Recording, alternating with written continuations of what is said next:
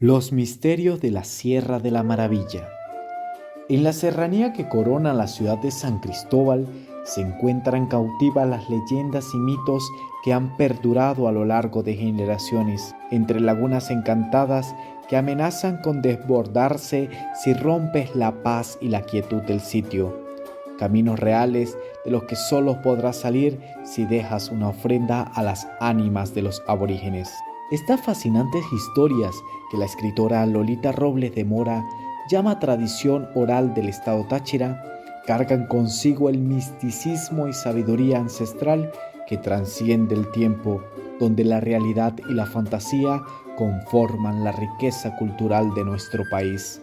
Los lugareños del Parque Nacional Chorro el Indio afirman que la figura más recurrente y representativa es la del indio que aparece a las personas y cuida estos territorios que antaño fueron habitados por las tribus Panaga y Oraca. ¿Es este otro cuento de caminos? ¿O tal vez la realidad es más desconcertante? Corría el año de 2003, mismo año que prometía ser el preámbulo del ascenso a general de brigada del coronel de la Guardia Nacional Orestes Arellano Gómez, quien se desempeñaba además como director de la Squarnac en Cordero. Tenía programado su retorno de la capital del país tras una fiesta celebrada por motivo de promociones de la institución castrense para el domingo 13 de julio y su llegada al aeropuerto de Paramillo. Cerca de las 2 de la tarde se produce el impacto de la aeronave contra la Sierra de la Maravilla, entre las cuencas de la quebrada La Bermeja y Loma de Pío. Las razones del siniestro se le adjudica a las pésimas condiciones climatológicas, sumadas a la inexperiencia de los pilotos, ya que al no conocer la zona, sobrevolaron a una altura por debajo de la indicada. Tras el impacto, el piloto daría aviso a la torre de control de Paramillo, anunciando que tanto la tripulación como los pasajeros seguían con vida, pero gravemente heridos, según reportó la página de la Organización de Rescate Humboldt. Al darse la noticia, la ayuda no faltó, pues helicópteros de las bases aéreas pertenecientes a la Guardia Nacional darían inicio a las labores de rescate. Sin embargo, las condiciones climáticas hicieron imposible dar con el lugar del impacto. Es el lunes 14 de junio que los primeros rescatistas llegan al sitio por tierra, para descubrir que por no recibir la atención médica oportuna, 4 de los pasajeros, incluido el coronel Arellano y el cantante Tony Martínez, habrían fallecido por sus heridas y cuadros severos de hipotermia. Los rescatistas se abrirían paso desde el cerro El Chimborazo hasta llegar unos kilómetros más arriba del punto de referencia de Piedra del Rayo. Es allí, en medio de la misión, que Belkis Guerra, funcionaria de Protección Civil y miembro de la Brigada de Salvamento y Rescate de la Universidad Nacional Experimental del Táchira, viviría una experiencia sobrenatural.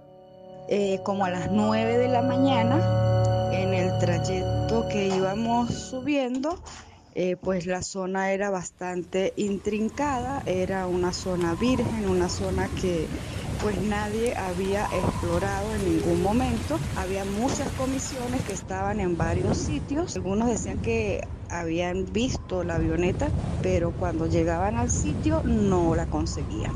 La zona era bastante húmeda, habían precipicios a los lados. En esos momentos, pues uno lo que piensa es en rescatar a las personas, conseguir vivas a las personas. Yo estoy tomando agua, en lo que yo me levanto y me volteo, veo los dos árboles rojos. Les digo, estamos cerca de la avioneta. Efectivamente, caminamos como 20 minutos, 25 minutos, cuando logramos llegar a donde estaba la avioneta, ¿no? Fue como una alegría muy grande de conseguir dos personas, dos compañeros que habían logrado llegar a la avioneta. Cuando yo llego les digo, bueno, como ustedes están trabajando con los lesionados, yo me encargo de los lesionados, ustedes encárguense de sacar a María, que era la niña de 16 años, que estaba todavía atrapada en la avioneta. Ellos habían logrado sacar a la señora Trina, a Omar, que era el piloto, a Marcos, que era el copiloto, y a Davidito, que era el niño de 13 años, eran los hijos de la señora Trina. Yo le digo a mis compañeros, yo hago el primer turno para que ustedes descansen. Como a las 3 de la mañana, que estaba yo por entregar mi turno, yo sentí que alguien me miraba y yo volteo y veo a un indio eh, muy especial. Era de verdad, la experiencia fue muy, no voy a decir que no, me asusté en un primer momento y yo me volteo nuevamente y cuando digo, no, ya va, si es un indio, todo el mundo tiene que verlo y no fue así. Vuelvo y me volteo y mis palabras fueron decirle, si tú nos vienes a ayudar, bienvenido seas, porque una noche más no aguantamos aquí. Lo impresionante, lo interesante, a veces no tengo palabras cómo decirlo, era que tenía un plumaje blanco con un collar de bambú, un color de piel tostadito, y lo que más me impresionó de lo que yo vi de él eran los ojos, porque sus ojos eran como de luz. Era como cuando la gente dice que se va a morir y ve como una luz azul, era una cosa impresionante. Y mis palabras, como les digo, fueron esas. Si tú vienes a ayudarnos, bienvenido seas. Y dos de mis compañeros se acercaron separadamente y me dice una, Chepina, yo sentí que nos guiaron. A mí me dicen Chepina. Y yo lo único que le dije fue, después de lo que yo vi, cualquier cosa creo. Al rato se acerca otro y me dice lo mismo, Chepi, yo sentí que alguien nos vio, porque nosotros no conseguimos la entrada anoche y hoy fue muy fácil. Y mis palabras fueron esas, las mismas. Si después de lo que yo vi, cualquier cosa creo. Y me senté a hablar con Mauro y yo le digo, Mauro, yo vi un indio. Y sus palabras fueron muy certeras. Me dijo, ¿se te apareció? Y yo le digo, sí. Me dice, bueno, se aparece de dos formas, para ayudar a las personas a salir de la montaña o para no dejarlas salir. Y prueba viviente es que tú estás aquí, estabas haciendo el bien. Y yo pues dije, sí, está bien. Y yo dejé el tema hasta allí. Yo sentí en un momento que yo debía llevar un ramo de rosas al chorro del indio. Ese fue lo que yo sentí. Mi promesa va a ser llevar un ramo de rosas al chorro del indio. Transcurrieron los días, le pedí a un amigo que me acompañara, compramos el ramo de rosas. Yo le dije, acompáñame a cumplir mi promesa. Subimos, fuimos al Chorro del Indio, nos fuimos a pie, nos dieron la cola algunas personas hasta ciertos sitios, llegamos al Chorro del Indio y yo sentí, ajá, ¿dónde voy a colocar el ramo de rosas? Y mi amigo me dice, ahí hay como una cueva. Yo le dije, listo, ahí la voy a colocar.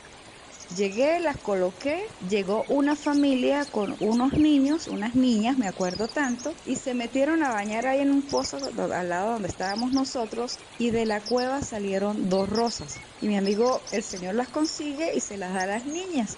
Y mi amigo dice, pero esas rosas, y le digo, no, ya esas rosas no son mías, esas rosas son de la montaña, esas rosas son del indio. Si él dejó salir dos rosas de esa cueva, chévere.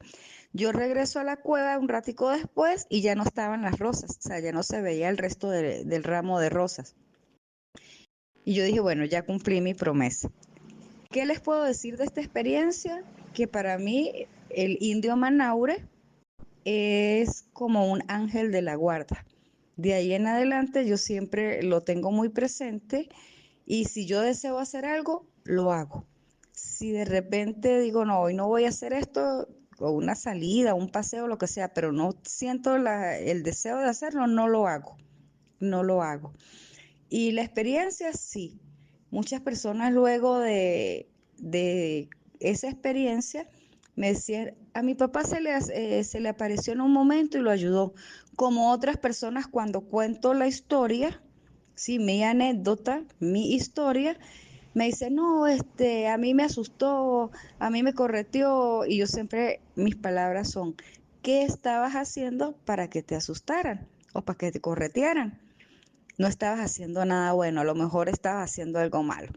Entonces, esa es mi historia y de verdad, pues cada vez que alguien quiere escucharla, con mucho gusto se la comparto, porque es una historia de vida que me ha enseñado a que primero las promesas hay que cumplirlas, que lo mítico existe, que Manaure protege nuestras montañas y que cada vez que voy a hacer algo, pues lo hago con el mayor énfasis y con la mayor dedicación en cuanto a mi trabajo.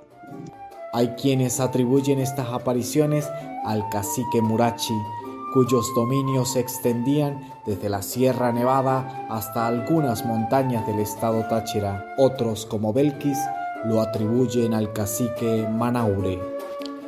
Así, los enigmas que encierran la Sierra de la Maravilla y las leyendas persisten como hilos invisibles que tejen el tapiz de historias y mitos en el imaginario colectivo de los habitantes de San Cristóbal.